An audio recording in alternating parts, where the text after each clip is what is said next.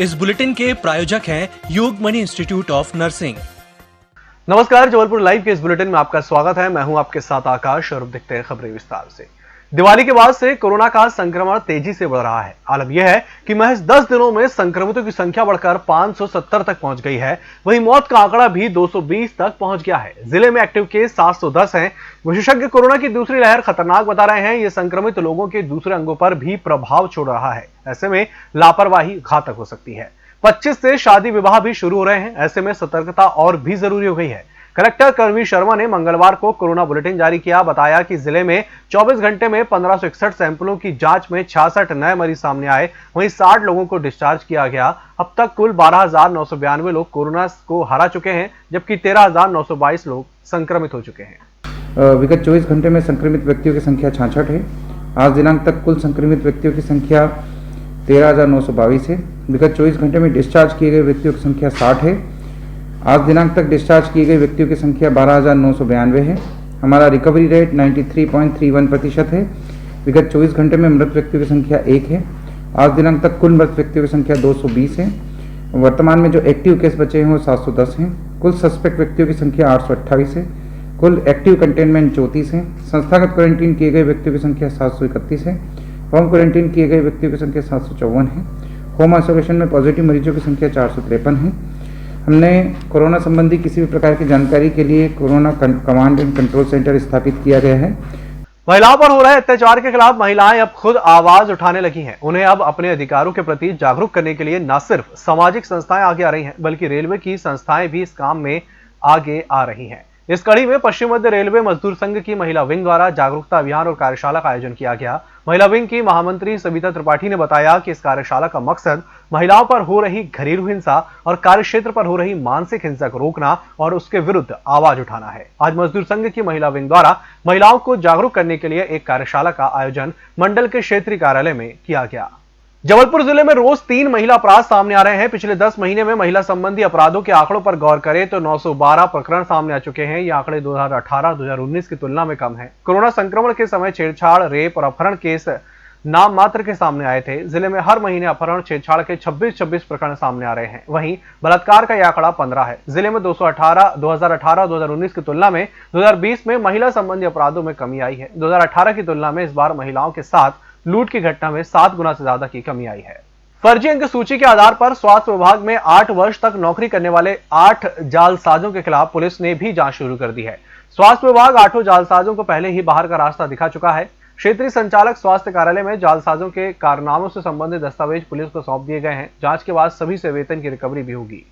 BSNL के कर्मचारियों ने सरकार के खिलाफ मोर्चा खोल दिया है। जबलपुर में कर्मचारियों ने महंगाई भत्ते की मांग को लेकर कार्यालय परिसर में ही विरोध प्रदर्शन किया। अलग अलग कर्मचारी संगठनों के बैनर तले इकट्ठा हुए कर्मचारियों ने सरकार के उस फैसले की आलोचना की जिसमें हर 3 महीने में मिलने वाले भत्ते पर रोक लगाई गई है। उनका कहना था कि बीएसएनएल की सालाना कमाई ज्यादातर कर्मचारियों के वीआरएस लेने के बाद फायदे में है, तो ऐसे में उन्हें महंगाई भत्ते से महरूम नहीं रखा जा सकता।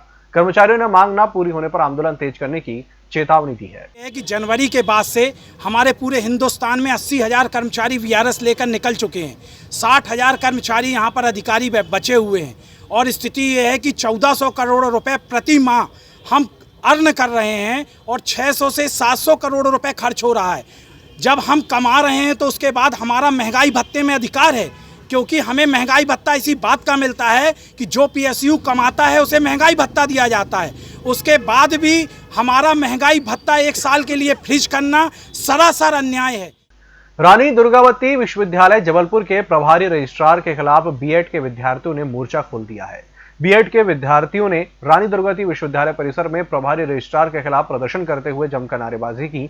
बीएड के विद्यार्थियों का कहना है कि दीपेश मिश्रा को जब से विश्वविद्यालय का प्रभारी रजिस्ट्रार बनाया गया है तब से परीक्षा विभाग षड्यंत्रों का अड्डा बन गया है। दीपेश मिश्रा ने छात्रों के अंकों के साथ खिलवाड़ करना धंधा बना लिया है। विद्यार्थियों ने बताया कि 1 अंक कम के बाद उन्हें फेल किया जा रहा है। प्रदर्शनकारियों ने चेतावनी देते हुए कहा कि प्रभारी रजिस्ट्रार को अगर शीघ्र पद से नहीं हटाया गया तो विश्वविद्यालय परिसर में आमरण अनशन करेंगे।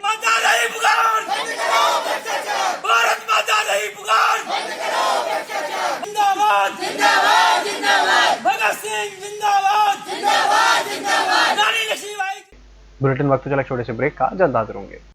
योगमणि institute of nursing, Jamdar hospital Jabalpur. Nursing के क्षेत्र में करियर बनाने का सुनहरा अवसर। प्रवेश प्रारंभ BSc nursing, post basic BSc nursing, GNM. पता 198/2 Raigwa, ward number 72, Arihant warehouse के पीछे, पाटन बाईपास चौक के पास, जबलपुर।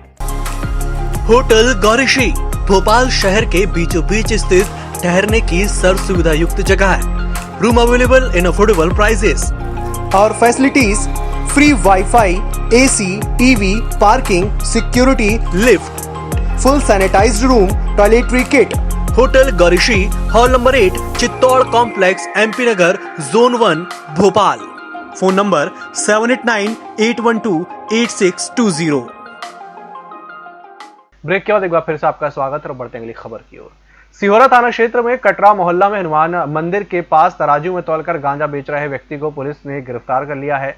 आरोपित के पास से गांजा, रुपए और मोबाइल जब्त किया गया है। पुलिस ने बताया कि सूचना मिली कि एक व्यक्ति कटरा मोहल्ला सिहोरा हनुमान मंदिर के पास खड़ा है और गांजा बेचने के लिए ग्राहक का इंतजार कर रहा है। सूचना पर पुलिस मौके पर पहुंची और आरोपी को गिरफ्तार कर लिया। शहर के अग्रसेन वार्ड अंतर्गत जानकी नगर में रहने वाले लोग आज सुबह से पानी के लिए परेशान रहे। जगदम्बा कॉलोनी, संताजी नगर, जानकी नगर के बाशिंदों को सुबह से ही दोपहर तक पेयजल के लिए यहां से वहां भटकते देखा गया।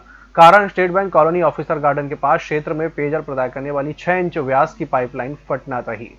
इस दौरान नगर निगम का अमला दोपहर तक पाइपलाइन की मरम्मत करने में व्यस्त रहा। मौके पर मरम्मत कार्य करते निगम कर्मियों ने बताया कि जगदम्बा कॉलोनी जानकी नगर रोड के घरों में पेयजल आपूर्ति करने वाली लाइन पुरानी है। इस पाइपलाइन के दोनों तरफ कुछ साल पहले कंक्रीट नाला और सीवर लाइन बनाने का काम किया गया। इससे पुरानी लाइन जगह जगह से कमजोर हो गई। अब यह पाइपलाइन 2-4 माह में फूटने की शिकायत मिलती है।